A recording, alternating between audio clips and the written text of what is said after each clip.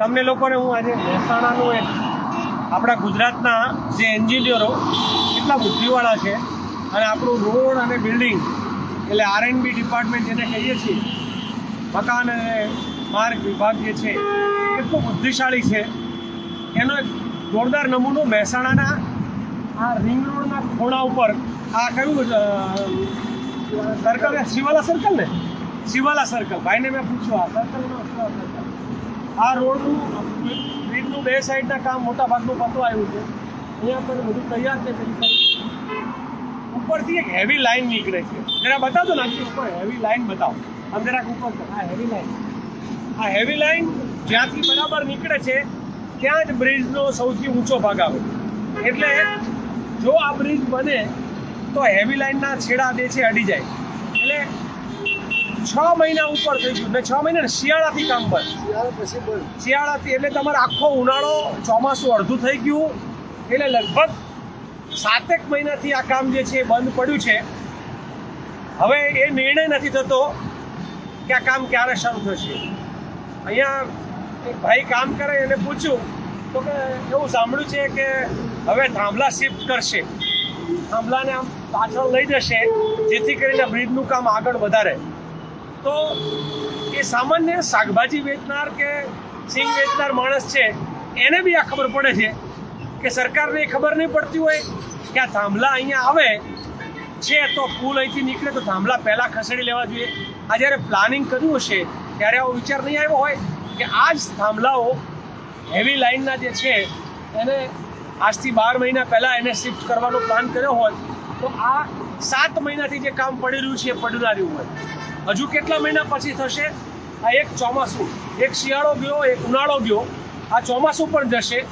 હજુ ક્યારે આવશે ને 12 મહિના સુધી કામ ના થઈ શકે. આ હાઈટ જુઓ તો ખબર પડે.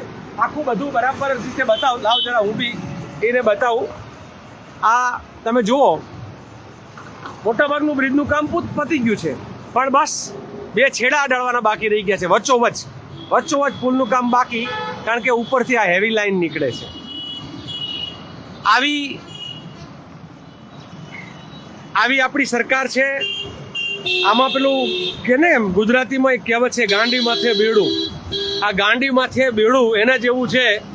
બુદ્ધિ વગરના નિર્ણાયકો, બુદ્ધિ વગરના એન્જિનિયરો આ કામ 7 મહિના સુધી કરોડો રૂપિયાનું ખર્ચ કર્યા પછી પડ્યું રહે તો એ કેટલું નુકસાન જાય અને એની ભરપાઈ કોણે કરવાની?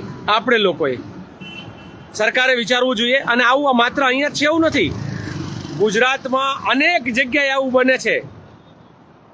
ક્યાંક L ટર્ન વાળો હાઈવે બની જાય છે, બ્રિજ બની જાય છે, રોડ અને રસ્તાઓમાં ખાડાઓ પડ્યા હોય ત્યારે આપણા મૂર્ખા જેવા મંત્રીઓ એમ કે ખાડા લોકો બનાવે, કદાચ લોકોને સોંપી દો. સરકારના પાસે કોઈ લોકોએ અપેક્ષા રાખવાની નહીં, કારણ કે સરકાર જે છે એ નિર્ણય ન લઈ શકે એવી, જેને કોઈ જાતનું વિઝનરી પ્લાન ના હોય.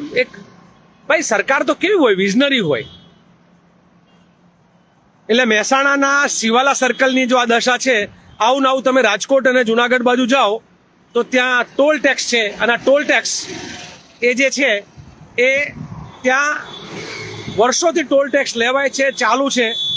અને નિયમ મુજબ જે રોડની 2 સાઈડ બનાવવું જોઈએ એવી કોઈ જ જવા આવવાની વ્યવસ્થા બનાવી નથી. એટલે સમગ્ર રીતે ભ્રષ્ટાચારના આમ કહેવાય ને એમાં તરબતર ખદબદ એવી આ સરકાર છે.